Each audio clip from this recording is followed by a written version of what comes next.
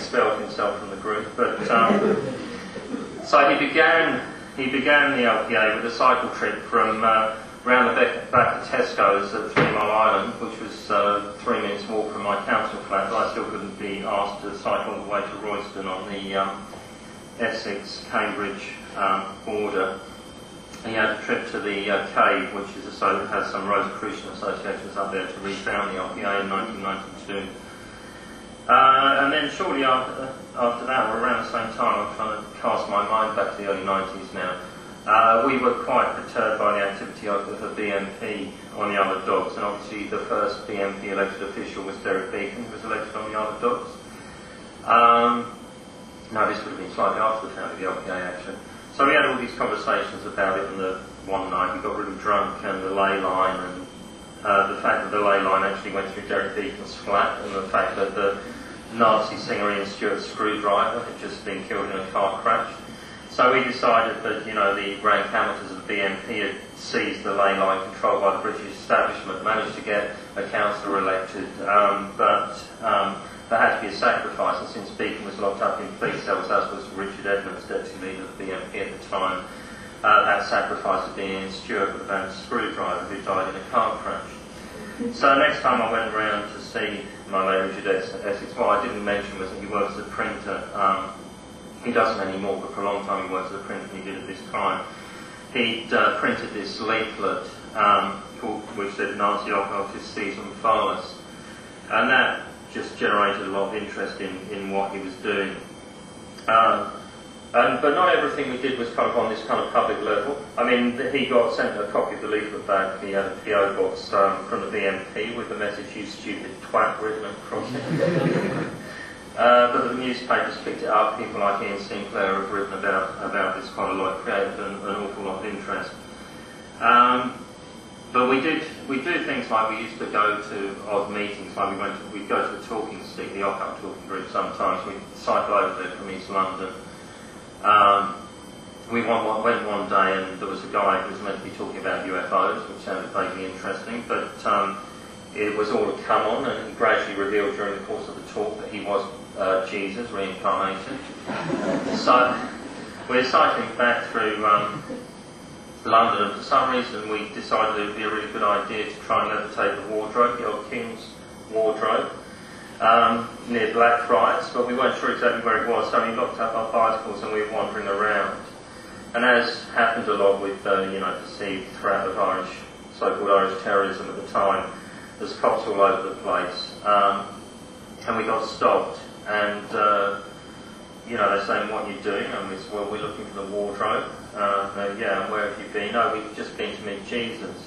The cops are looking at us like we're totally insane, which was great, because after that we used to wander around the city of London late at night quite often as we were coming home on our bicycles, but they used to leave us alone, whereas Ian Sinclair, whenever I went to the city of London with him, you'd have a kind of convoy of armed cops trying to arrest you, because he'd always have like film cameras and stuff.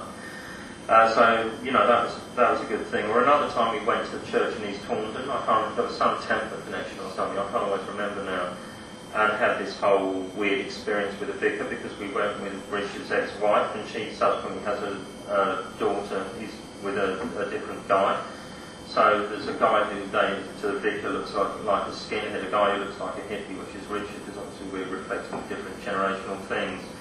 A woman and a little black girl, and he can't, because Steph, Richard's ex-wife, had a black boyfriend at the time. The vicar's just totally freaked out, and you can just like lift the descriptions and put it kind of into a book essentially, so it goes into the fiction.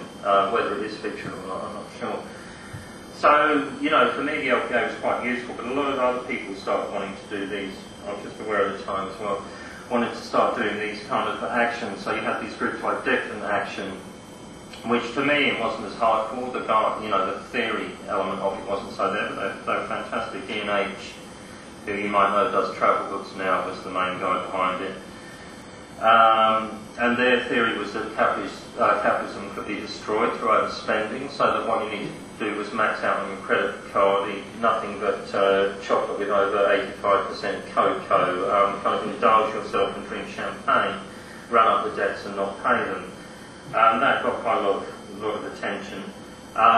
Slightly more to my, not that I'm against eating chocolate, but in the amounts that Action were kind of suggesting didn't sound so good, and I prefer malt whiskey to champagne anyway. But more to my taste, there was another group, and they weren't just in London, there was a group called Workshop for Non-Linear Architecture, who were absolutely bonkers. They were obsessed by situational psychogeography. And they used to do stuff, and again I had all these groups in the Mighty Blades anthology when I edited it. Workshop for Non-Linear Architecture used to do what they called urban poker. So they used to drift around the streets, which is the psychogeographic practice, it's called drifting. And what the text never explained to you is you need to get drunk before you do this, because you need the unconscious solitations of the architecture to draw you on. And from this you draw up new emotional maps of the city. So the Leftist International, who started this activity that went into the Situations International, would kind of make suggestions for different kind of quarters in the city and suggest that brazier yards should be suppressed. There's a famous line about every man should live in his own cathedral, kind of have light switches on street lamps so you could dim them and all this kind of stuff. So they get all these ideas, but they just wander around. A lot like the Flaneur from Baudelaire or the Dadaist and Surrealist strolls. But that's what the Workshop for Non-Linear Architecture. I mean, you go out with these people and they like drag you around and they know all these subterranean places. They're quite active in Glasgow, London, and a few other little places. But one of the things they used to do, which in my pages I republished a text on, was they go around looking for playing cards. That was one of the things they find as they were drifting around the streets. And they put together hands of poker. It would take months and months, but they literally played poker by finding cards on the streets. And I can assure you they were serious, so serious they wouldn't have cheated. Another guy based in Southampton who was mainly a poet, a guy called Andy Jordan, he did a thing called the Acrophonic Alliance, which Serpent's Tail absolutely hated his material. But I managed to argue it into the book. He was parodying a lot of kind of nationalist ideology. He said the place was false, the landscape is built on stilts, and had this whole quest, the search for Dr. Minton. It was this poetic parable of kind of anti-nationalist parable. Won't go into it in a big way. In Manchester you had the Manchester Area Psychogeographic, which was probably a more straightforward psychogeographic kind of practice than the LPA, not quite as into humour and pranksterism, although they did have a good sense of humour. And there was also a whole series of autonomous astronaut groups. So they had a 5-year plan for independent proletarian space travel and wanted to build their own spacecraft.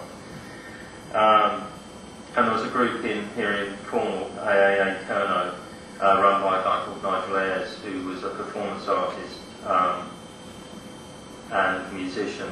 And he's done a lot of work on Bodmin Moor and on the Bodmin Moor Zodiac, so there's kind of, psychogeographical activity goes on all over. But one of the ways in which the AAA tried to orientate itself in preparation for space travel was by playing three-sided football. So this actually, again, it was Richard Essex who noticed this in an old text by Osby Yorn, who was one of the founders of Situations International. He talked about three-sided football, so you played on a hexagonal pitch with 3 goals, and the team that scored the least goals was the winner. So you had the possibility, when you have 3 teams playing against each other, if one team's going ahead by conceding less goals, the other 2 can team up against them. So you have a whole kind of element of strategy within that. And again, that created a certain amount of interest with the news media, that kind of activity, the three-sided football. And again, with the kind of football connection, one of the things that came out of Bologna initially, and this will take us back into literature in a certain way as well, was the Luther Blissett project. This was various people in Bologna who were interested in various activities I've been involved with in the 80s, and that went, you could trace back to Garde. In the 80s I've been involved in a group called the Neos. One of the Neos projects was to use this open name Monte Cansin, so everyone involved in the group would produce work as Monte Cansin.